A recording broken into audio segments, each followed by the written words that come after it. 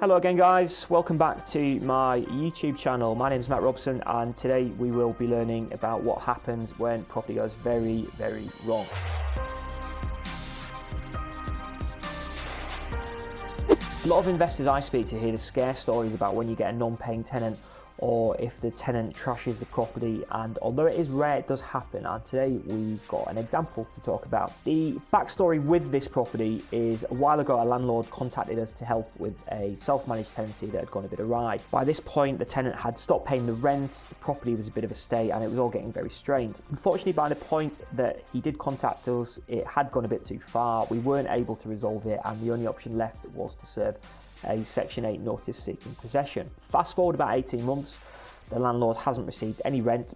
The courts have been taken in age due to the COVID-19 related backlog, but we have finally been able to get a money order for £18,000 alongside a possession order, and the bailiffs are now coming around to force an eviction. Unfortunately, it's unlikely we'll ever see much of that 18,000, and as we're about to find out, he's also looking at a whopping big bill to put it right. Now, I'm not Paul Champlina, so I didn't film this part, I just took some sneaky pictures. So let's see how it was left. So initially at the front, it doesn't actually look too bad, but as we go around the back, it's now starting to become obvious that it's really quite tatty. The garden resembles a demilitarised zone, it's massively overgrown, they're holding the deck in, the little brick wall has been kicked over, and it's really hard to believe that this was once a pleasant little back garden. There's obviously been an incident at some point as the kitchen window had been smashed, and the police have been around as well, so we gain access via the patio doors through my locksmith. So inside the house there's crap left everywhere and it's generally disgusting. The kitchen is falling to bits, there's doors off, holes in the walls, damage to the ceiling, the flooring is knackered throughout, the walls are knackered, pretty much every internal door is hanging off.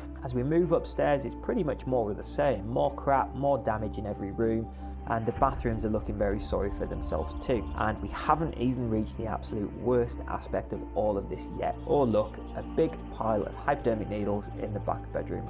Lovely. So it looks like by the end, this house, once one of the nicest houses in a really pleasant part of Middlesbrough, was being used as a drugs den. Wow. So that's the house, and at the time of doing this video, we reckoned it would cost about £28,000 to get put back into good condition, because there's probably a couple of grand in skips there alone. Now, in fairness, not every penny of that was due to the tenant. Some of it would be due to the age of the property as well, but most of it would be due to the tenant. So all in all, that's a £46,000 problem if you include the arrears that in all likelihood you're never going to see. So that's nearly 50 grand, and that is a big mistake. Now, what can we learn from this and how can we avoid it? Here are, to my mind, the three biggest things I'd like you to take from this. Number one, pre-tenancy. In this property, the landlord tried to self-manage with the help of family. Between them, they didn't really understand either good practice or the legal requirements. Now, loads of people do this, and inevitably all that happens is that it annoys the tenant and it causes friction further down the line. So here there was no credit check, no referencing, they didn't check affordability, and the deposit wasn't protected, which led to huge issues as the situation developed. So let's recap what is essential. To let a property, you basically need to make sure who you're letting to, and this consists of a few separate aspects.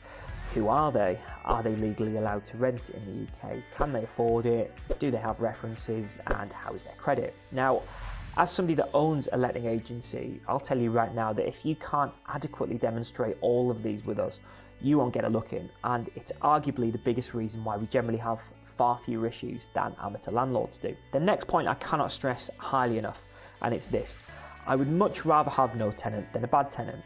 With this tenant, some cursory checks would likely have highlighted enough red flags to warn you away, and you could have avoided all of this. Now, you also have to serve your tenant certain documents by law. This should consist of a contract, which is typically an assured short-hold tenancy agreement, otherwise known as an AST.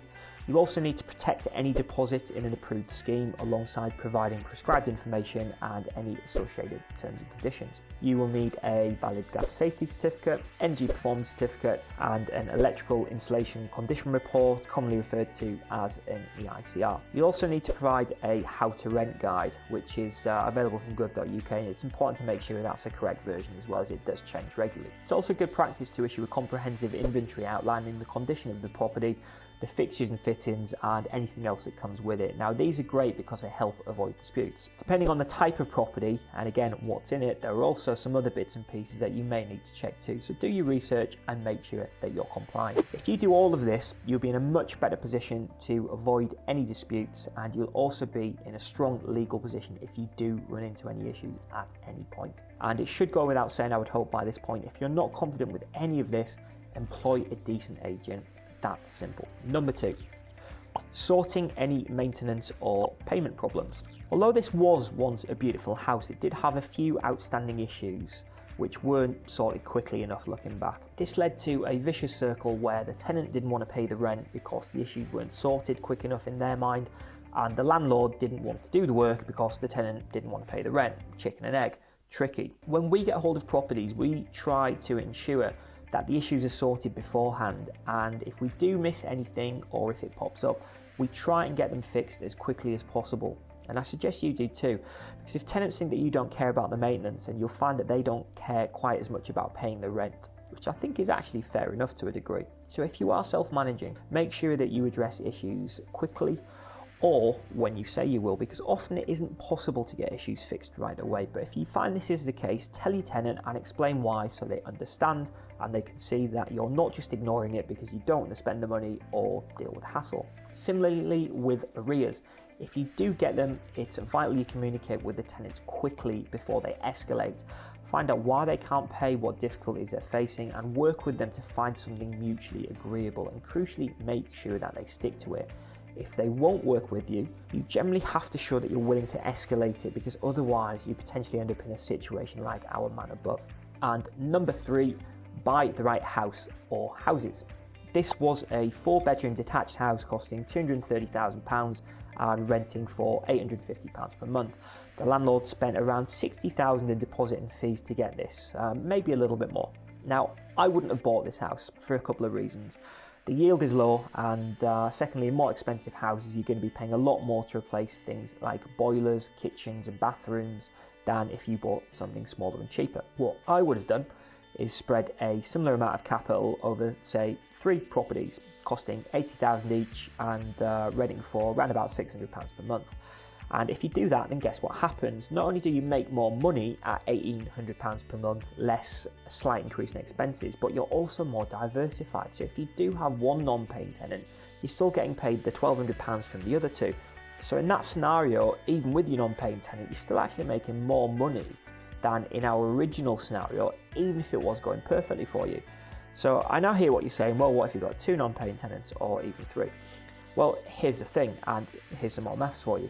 We are a relatively small agency, but we have only ever had one tenancy like the one that we're talking about in well over 100 tenancies now, and it's largely because we follow the steps above. So based on those numbers, the chances of 3 bad tenancies out of 3 are, broadly speaking, 1 in 100 times 1 in 100 times 1 in 100. Now you do the maths on that, and that is conveniently about 1 million.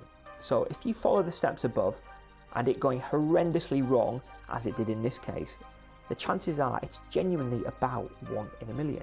And that is basically why you should get in touch with somebody that knows what they're doing if you don't. Hope you enjoyed this video. If so, if you could click and like and subscribe, that would be massively appreciated, so YouTube will make sure you see even more of it. We've got lots more good content coming on the way. Thanks for watching, and see you next time. Bye bye.